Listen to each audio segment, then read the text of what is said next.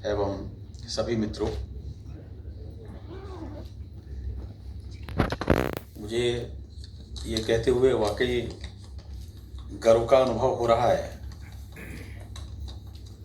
कि अपने संतों के प्रति और अपने नायकों के प्रति जितना सम्मान मराठी समाज में है उतना हिंदी समाज में नहीं है।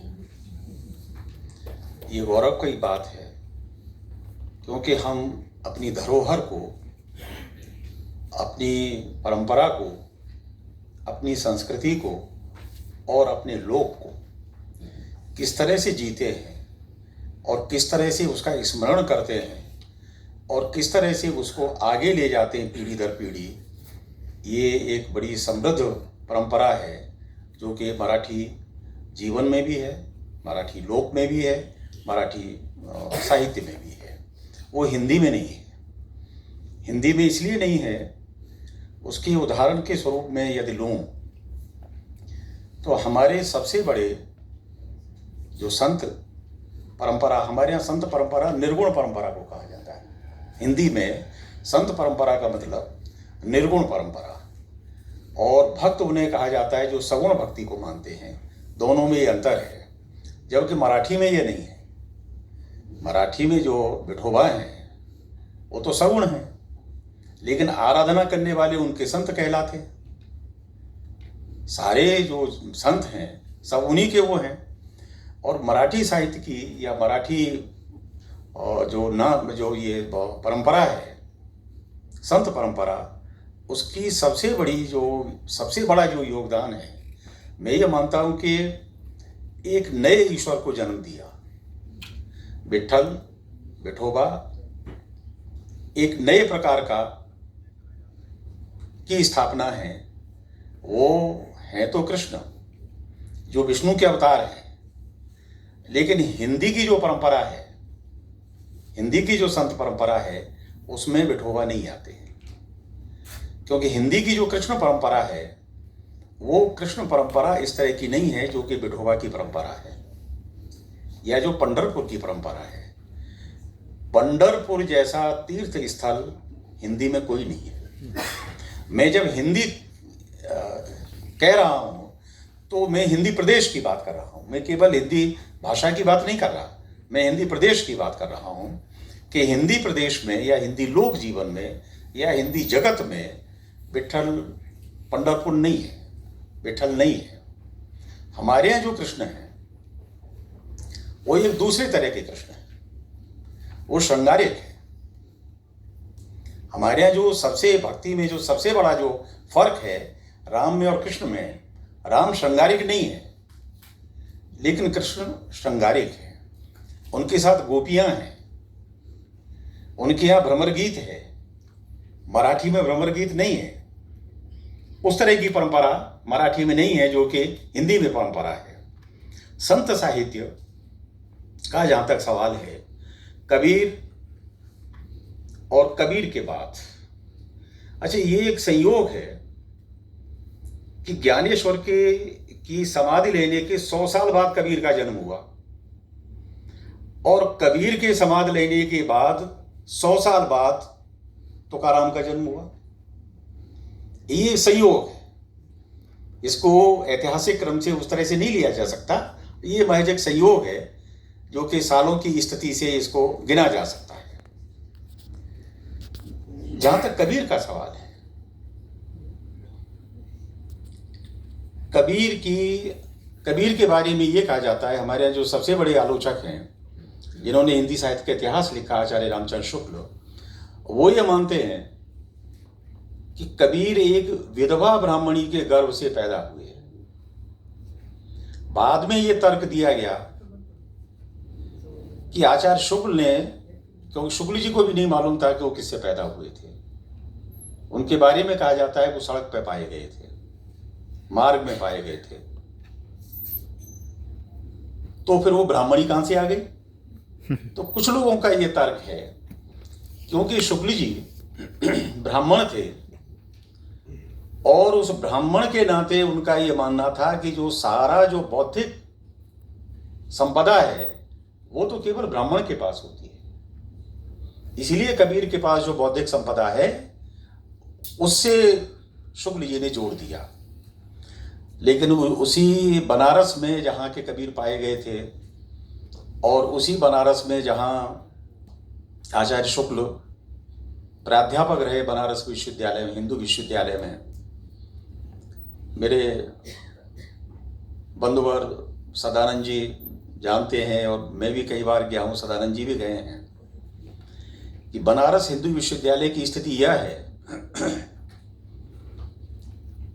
कि वहाँ जब आचार्य हजारी प्रसाद द्विवेदी आचार्य शुक्ल जी के बाद आए हिंदी विभाग अध्यक्ष बन करके और आचार्य बन करके, प्रोफेसर बन करके, तो उनको बनारस के ब्राह्मणों ने टिकने नहीं दिया। स्थिति यह थी कि शुक्ल जी अपने कक्ष में बैठे होते थे, नहीं, ये द्विवेदी जी अपने कक्ष में बैठे होते थे और सामने से आचार्य विश्वनाथ प्रसाद मिश्र, जिनकी विद्वता पर मुझे प्रश्न चिन्ह लगाने की कोई आवश्यकता नहीं है, विद्वान भी व्यक्ति थे, आचार्य शुक्ल के प्रिय विद्यार्थियों में से थे। और इसके साथ साथ घनानंद पर, जो रीतिकाल के बड़े कवि हैं, घनानंद पर उनका बड़ा जबरदस्त काम था मिश्र जी का। लेकिन जब वो निकलते थे वहाँ से तो ये उनकी तरफ मुंह करके कहते थे, कमरे की तरफ देख करके, कि अरे बताइए बनारस का कितना पतन हो गया कि अब जुलाहे बैठे हैं हिंदी विभाग में। द्विवेदी जी तो पंडित थे और कथावाचक थे, वो उस तरह के न वो जुलाहे थे और न केवल ब्राह्मण घर में उनका जन्म हुआ था, बल्कि वो जो ब्राह्मणों के जितने गुण हो सकते हैं, जो हमारे यहाँ पुराणों में या मिथकों में जो बताए गए हैं, सारे गुण उनके पास थे। लेकिन उनके लिए कहा जाता था जुलाहे पढ़ा रहे हैं। और इतना विरोध हुआ कबीर के कारण। द्विवेदी जी का विरोध उस तरह का नहीं था, कबीर के कारण था, क्योंकि वो कबीर को लेकर के आए थे और कबीर को उन्होंने पाठ्यक्रम में रखा था, हिंदी विभाग के पाठ्यक्रम में। उससे पहले हिंदी विभाग के पाठ्यक्रम में बनारस में कबीर नहीं थे, तुलसी थे जी। संत साहित्य नहीं था वहाँ, संत साहित्य को पढ़ाना भी पसंद नहीं करते थे। और सबसे पहला जो शोध किया था, जिस व्यक्ति ने किया था, उस व्यक्ति की संयोग से जो थीसिस थी, जो शोध प्रबंध था, वो शुक्ल जी के पास गया और शुक्ल जी ने उसको रिजेक्ट कर दिया कि कबीर पे क्या शोध हो सकता है, संत साहित्य पे क्या शोध हो सकता है। और यही नहीं, बनारस की स्थिति तो यह है कि महादेवी वर्मा हिंदी में बड़ा नाम है, कवित्रियों में। संस्कृत में एमए के लिए उन्होंने प्रवेश के लिए प्रार्थना पत्र दिया, महामना मदन मोहन मालवीय ने रिजेक्ट कर दिया वो फार्म कि कोई गैर ब्राह्मण संस्कृत नहीं पढ़ सकता। और इसलिए महादेवी वर्मा उसके बाद कभी बनारस गई नहीं। बीएचयू तो नहीं गई, बनारस गई कि नहीं गई मुझे मालूम नहीं है, लेकिन बीएचयू कभी नहीं गई। कि जो बीएचयू इतना धार्मिक है और जो ब्राह्मणों को लेकर के इतना कठमुल्ला है, उस कठमुल्लेपन के विश्वविद्यालय में तो मैं कम से कम नहीं जाऊंगी।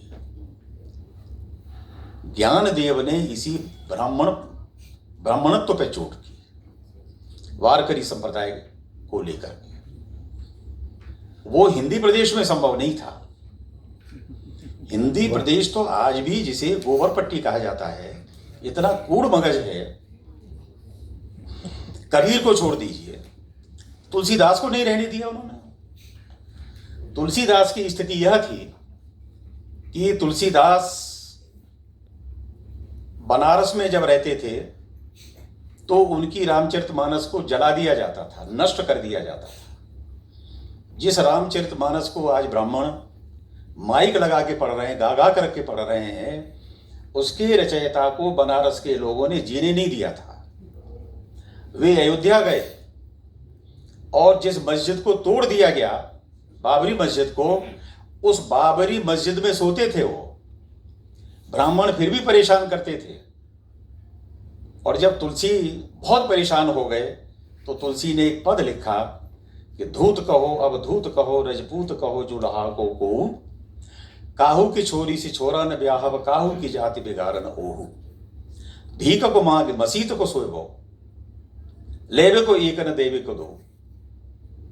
मैं जुलाहा हूँ, मैं क्या हूँ, मैं ब्राह्मण हूँ, मैं जिस जाति से हूँ, मेरे कोई बच्चे नहीं, मेरा कोई वो नहीं, मुझे कोई लेना देना नहीं, भीख भीख मांगता हूँ, मस्जिद में पड़ा रहता हूँ, तुम क्यों परेशान कर रहे हो मुझे? आप सोचिए कि ये जब लिखा होगा तो कितनी बड़ी पीड़ा में लिखा होगा तुलसीदास ने।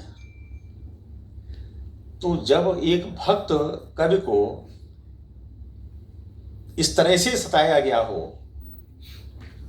तब कबीर की क्या स्थिति हुई होगी? कबीर की स्थिति ये थी कि 9 बार उन पर प्रहार किए गए और कबीर को हाथी के पैरों से बांध करके घसीटा गया।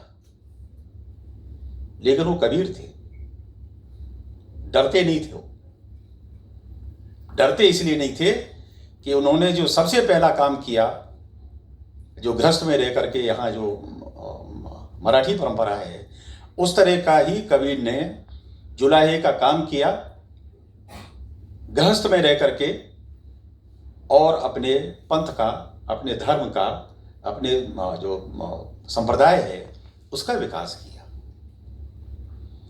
उसमें भी कबीर को लगातार उपेक्षित करने की कोशिश की। इसलिए भी कोशिश की, देखिए जो कबीर में कई बार आप देखते होंगे कि दोहों के अलावा, या जो हम जिन्हें साखियां कहते हैं, साखियों के अलावा उनमें उलट बांसियां भी हैं। उलट बांसियां क्यों हैं? उलट बांसियां कबीर ने इसलिए लिखी कि जैसे जो ब्राह्मण वर्ग है उनसे प्रसन्न हो। उन्होंने वेदांत को लिया उसमें। कबीर ने दो तत्वों को ग्रहण किया। एक तो वेदांत तो लिया नाथ और सिद्धों से, और प्रेम तत्व लिया सूफियों से। दोनों का मेल करके कबीर आगे बढ़े। लेकिन कबीर को हम किस रूप में याद करते हैं? कबीर के जितने भी साखी आपको याद हैं, या कबीर की जितनी भी साखी मुझे याद हैं, या मेरे जैसे लोगों को याद हैं, उन साखियों में वेदांत नहीं है। वेदांत है वहां, जैसे कबीर लिखते हैं, बर्द बे आए, गाय बई बांझ, बछड़ा दूहे दूनों सांझ। बैल बच्चा दे रहा है, गाय बांझ हो गई है, और उसका जो बछड़ा है वो दोनों वक्त दूध दे रहा है। अभी तो संभव ही नहीं है। मतलब ये तो एकदम उलटबासी है। लेकिन जिसने भ्रम को देख लिया है, उसके लिए ये जगत उस तरह का नहीं है जिस तरह से ये जगत हम लोगों के लिए है। कबीर ने साक्षात किया ब्रह्म से, और ब्रह्म से साक्षात किया तो साक्षात की अभिव्यक्ति कबीर में उलटवासियों के माध्यम से मिलती है। तो जो वेदांत है, देखिए असली लड़ाई चाहे वो मराठी साहित्य में हो या हिंदी साहित्य में हो, दोनों में जो असली लड़ाई है वो ब्राह्मणवाद और वेदांत को लेकर के ही है। मुक्तबोध ने ये लिखा, मुक्तबोध हमारे बड़े आलोचक हुए हैं, लेकिन वो मराठी भाषी थे, गजानन माधव मुक्तबोध। मुक्तबोध ने ये लिखा कि कबीर को हमने इसलिए त्याग दिया कि हमारा जो आचार्य शुक्ल का जो उपनिषद और जो स्मृतियों का ज्ञान था, उन स्मृतियों के ज्ञान में कबीर टिकते नहीं थे कहीं भी।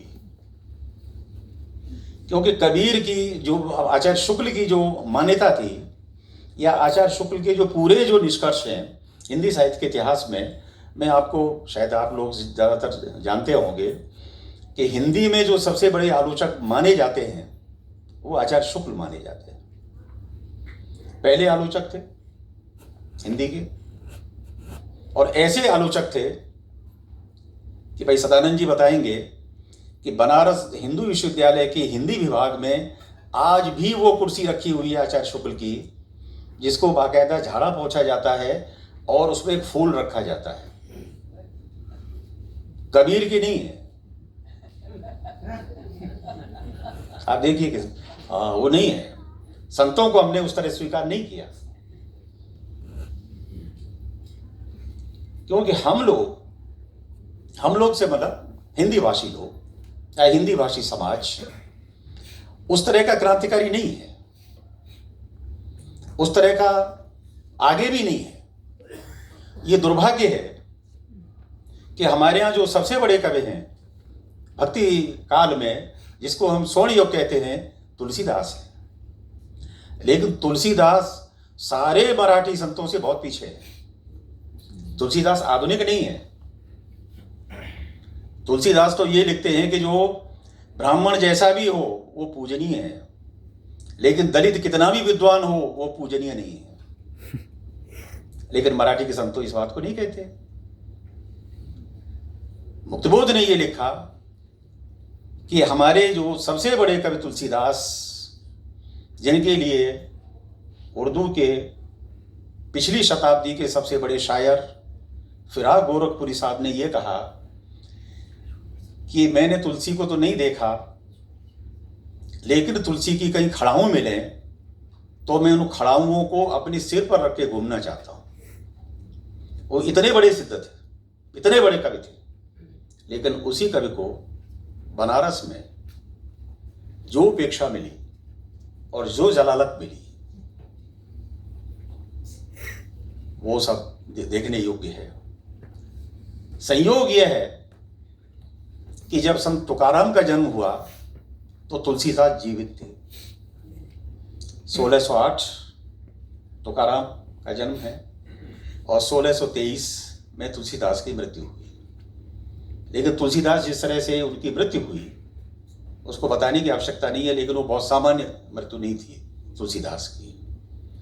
लेकिन दुर्भाग्य हिंदी का ये देखिए कि तुलसीदास के बाद रीतकाल आया। तुलसीदास के बाद कोई बड़ा कवि पैदा नहीं हो ये बात दूसरी है, लेकिन उनके बाद रीतकाल आ जाए, यानी एकदम श्रृंगार आ जाए, इससे ज्यादा बड़ा दुर्भाग्य और क्या हो सकता है। एक बात और एक बात और कि मराठी साहित्य में 13वीं शताब्दी में ज्ञानेश्वर है, 14वीं शताब्दी, 15वीं शताब्दी, 16वीं शताब्दी अनूरवर है। लेकिन हिंदी का सारा भक्ति काल और संत साहित्य इसी काल का है। इन 13वीं, 14वीं, 15वीं और 16वीं शताब्दी का। ज्ञानेश्वर के बाद तुकाराम और एकनाथ। लेकिन हिंदी में तुलसी, सूर, मीरा, कबीर, रैदास, जितने भी बड़े संत, जितने भी बड़े कवि इसी दौर के।